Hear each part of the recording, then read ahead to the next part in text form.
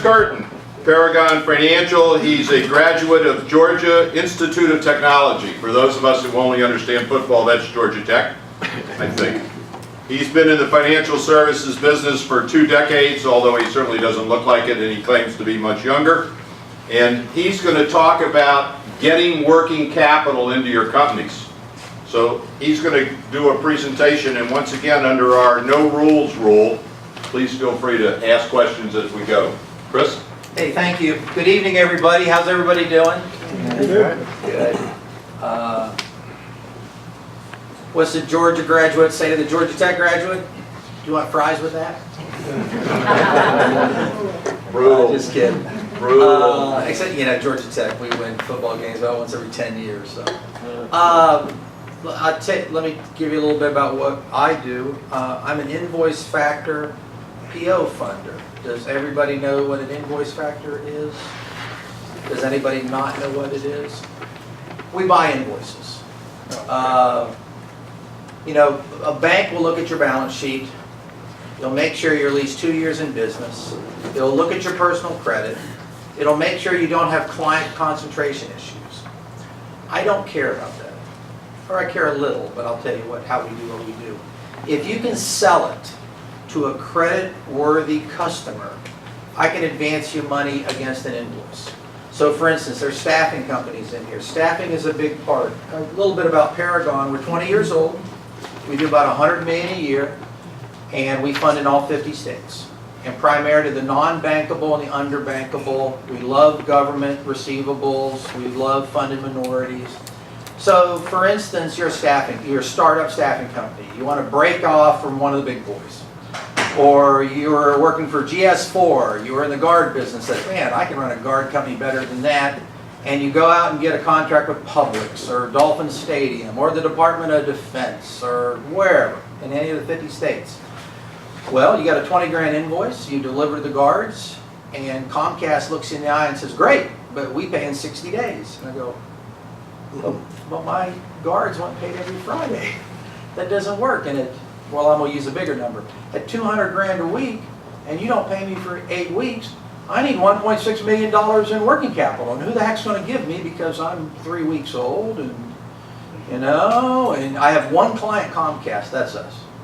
I have clients that 100% of their business is Walmart, 100% is Comcast, West Tower, Department of Defense, Lockheed Martin, City of Miami. I don't have Sears and Pennies because I cannot get credit insurance on them. And that's the other thing we do. We credit insure the entire portfolio against bankruptcy and insolvency. Because in life, there's only one thing worse than no sales, and that's selling it and not getting paid. So we're entrepreneurs. You know, there's only a dozen of us, and we have 2 owners. So we like to sleep at night. So, you know, think of us also as your de facto credit department. Many entrepreneurs are great salespeople, or they're great engineers, but they're not very good credit people. Maybe they're not even that good at QuickBooks. You know, what's a good credit manager worth? 50 grand, 75 grand? So like for instance, Skip comes to me and says, hey Chris, I've started a wholesaler and I want to sell to these 10 people. I said, great. Skip, you can sell this guy 50 grand a month, you can sell this guy 100 grand a month, you can sell this guy 200 grand a month, but that guy, run like hell, he's a cockroach. Because I can't get credit insurance. So if you can get a good order from a credit-worthy client, and I'll tell you whether they're credit-worthy or not, we have all the, with the cloud and all the tools now, we can check people and companies out 27 different ways. So that's invoice factoring. So, yeah, go ahead. I'm in the charter school business. Yeah. And starting up charter schools, one of the biggest problems is obviously capital because you have no history whatsoever. Right. But your receivables do come from the government. But those receivables don't start until after you're in operation, and there's a startup period, teachers, et cetera, et cetera. Would you look at a deal like that as far as lending on future revenue? Well, and that's a great question. And I was getting ready to talk about purchase order funding. Now, you basically have a purchase order from the government. And a purchase order is a lovely piece of paper, especially on a service. It's different on a hard goods. If you're buying and selling t-shirts, heck, I'll buy the t-shirts for you, have them inspected, send them to Walmart. You know, on a service, staffing, schools, IT, until you deliver against that PO, it's a nice piece of paper, but there's nothing you can do debt against. You know, that's a lack of equity, lack of angel, lack of venture capital. You know, we have a bunch of websites and we're pretty good on the search engines.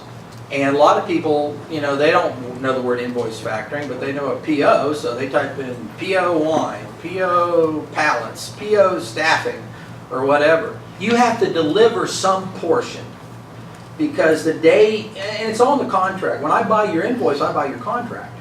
You know, if you got 500 pages of contract, I got to read all 500 pages to see, you know, the reps and warranties and what you're living up to and how can they deduct, or if it's a guaranteed sale.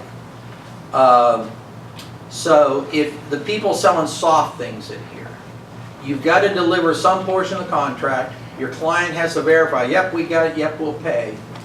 Because we're doing charter schools now. And we do after school programs, and you know, because and we do nonprofits, we don't. But to have money against something you haven't done yet on a soft thing, you need some equity.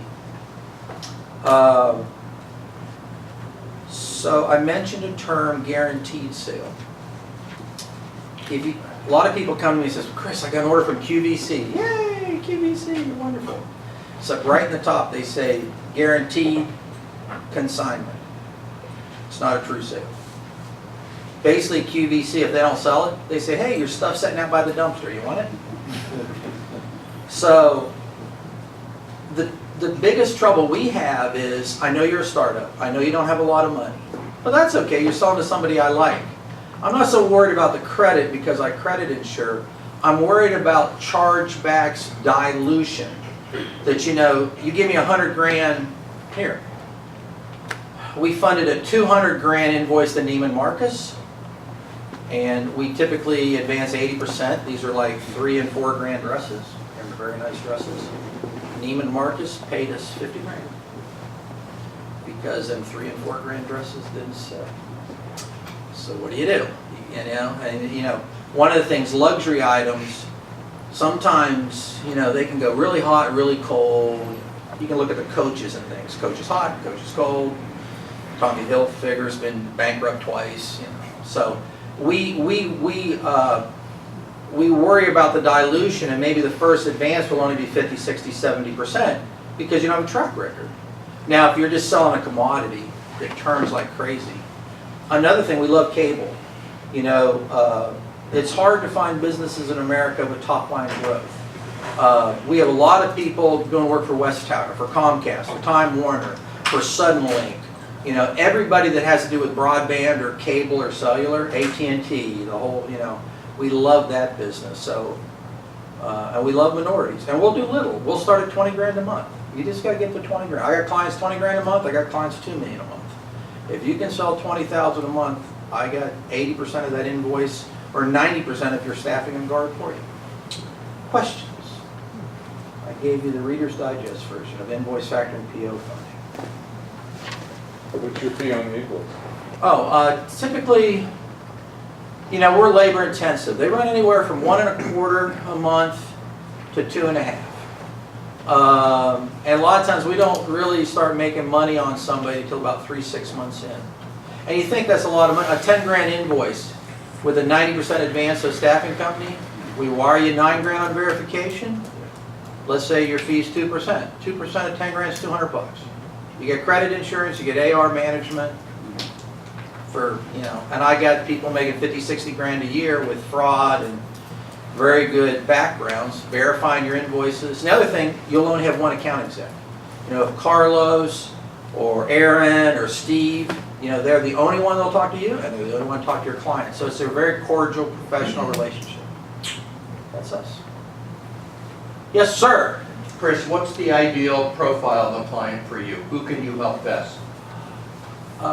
Anybody selling on terms to another business or the government. And I'll let you know whether you're trying to sell to somebody creditworthy or not. Make sure you're barking up the right tree. And typically sales of 20 grand, or you can get the 20 grand pretty quickly. You know, I'll probably waive it the first 30 to 60 days. And we want a relationship. You know, we want somebody who gives us invoices every week, every 2 weeks, every day, whatever. We don't do spot deals, you know. Like I said, we want a relationship. We don't want a one-night stand. Because, you know, so I hate that. Go ahead. Hi, you mentioned minorities twice, so that Yeah. kind of piqued my interest. What type of programs have you experienced where minorities are part of the population? Yeah, probably a higher percent of our portfolio than if you look at a bank, if you look at SunTrust or B of A or Wells Fargo or Bank United, something like that, probably a higher percentage of our portfolio are women, minority, and veteran-owned businesses. For the simple reason is a lot of times, you know, their personal credit's not the best. They don't have the assets. For whatever reason, they're just not bankable. So, and because of large corporation and government purchasing programs, you know, we have page after page and video just dedicated to that. And then I'll go to a lot of the diversity funding stuff because, you know, we have too much money, and if you can sell it, we want to fund it. And in some ways, we'll protect you too. You know, people will bid government, you know, they'll bid toilet paper or tow missiles or whatever. I mean, there's nothing the government doesn't buy, remember that. If you know, there's not one product. We've done chapsticks, we've done condoms, we've done everything in between. We're doing the rebuild of tow missiles right now. So, but somebody will come to me and says, well, Chris, you know, I've sold a copier. And I go, okay, well, I've sold it for 10 grand and I can buy it for 9,500. And I go, that's 5% margin. He says, well, it gets my foot in the door. No, it doesn't. Because the minute you raise your price to where you can make some money, you'll never get another bid. Now, there is a set-asides. You know, there is 20% goes to people. But, you know, now the SBA, it's small business is less than 500 employees. How many of y'all have 500 employees in here and think you're a small business? You know, the whole small business thing. But we partner with people that help companies get government. We love the consultants that help women-owned, minority, disadvantaged businesses get government contracts because we want to fund them. We want to make sure you're set up right. We know the FAR. You know, the FAR is on the bottom of every government contract. It's a place where you can sign it to a lender. You know, if you fill it out with us, and we can fund the deal.